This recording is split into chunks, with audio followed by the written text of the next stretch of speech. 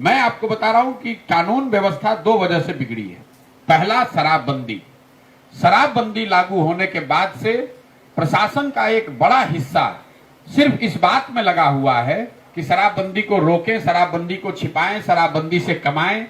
उसका जो अपना काम रूटीन लॉ एंड ऑर्डर था, उससे उसमें कोई ना रुचि है ना उसमें उसकी कोई भागीदारी है।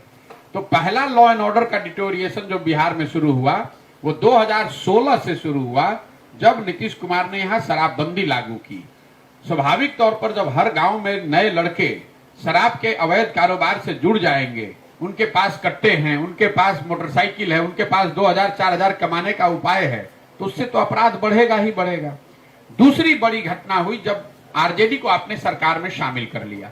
आरजेडी का जो ट्रैक रिकॉर्ड रहा है इस राज्य में, वो मुझे बताने की जरूरत नहीं है। उसको तो कोर्ट ने कहा कि ये अपराधियों का जंगल राज है। तो जब वो लोग वापस सरकार में आ जाएंगे तो उसका कुछ ना कुछ खामियाजा आपको असर उसका दिखेगा।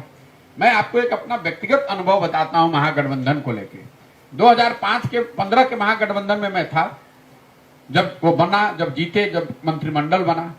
आज 4 ऐसे मंत्री हैं जो उस समय भी विधायक जीते थे आरजेडी की ओर से। उनका नाम उस समय भी आरजेडी की ओर से आया था मंत्री परिषद में शामिल करने के लिए, लेकिन उस समय उनको मंत्री परिषद में इसलिए नहीं शामिल किया गया कि भाई इनकी छवि ऐसी दागदार है, अगर ये सरकार में रहेंगे तो सुशासन की और प्रशासन की क्या बात होगी। आज वही 4 लोग मंत्री परिषद के हिस्सा हैं। तो ये जो 2 बातें हुई हैं, पहला शराबबंदी, और उसकी वजह से प्रशासन का जो प्रशासन की जो प्राथमिकता थी वो कहीं ना कहीं लॉ एंड ऑर्डर को छोड़कर शराबबंदी पर जाना, और दूसरा आरजेडी के साथ का गठबंधन बनना, जिसमें इस प्रवृत्ति के काफी सारे लोग अब अपने आप को इम्बोल्डेंड फील कर रहे हैं। इस साल 18 से ज्यादा मुखिया लोगों को गोली मार दी गई, करीब 7 से ज्यादा सरपंचों को गोली मारी गई है। यहां आप देख रहे हैं कि दरोगा को सामने पॉइंट ब्लैंक गोली मार दिया गया।